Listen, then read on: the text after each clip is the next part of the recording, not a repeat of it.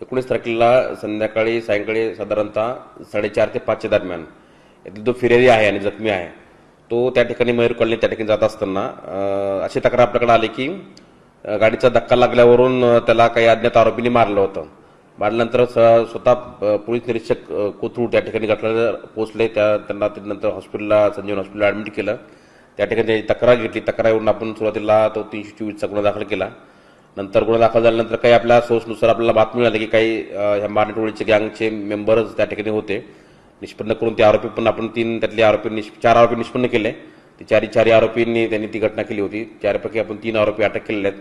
त्याच्यापैकी त्यांचा आज PCR पण आहे. परंतु ही घटना याच्यात पानखाण्यावरून गाडीचा धक्का लागल्यानं झाला असे प्राथमिक माहिती आपल्याला मिळालेली आहे. तुम्ही जे म्हटलं ते बरोबर आहे. त्याच्यामधले काही 4 जे आरोपी आहेत त्याचे गजानन मारणे ह्या जी टोळी आहे त्या टोळी संबंधित आरोपी हे आहेत. त्याच्यामध्ये आता यांचा दोन्ही जो फिर्यादी आणि बाकी यांचं काही पूर्वीची दुश्मनी काही नव्हती. परंतु याच्यामध्ये आपण पोलिसांनी खूप स्ट्रॉंग ॲक्शन घेतलेली आहे. 307चा गुन्हा दाखल केलेला आहे.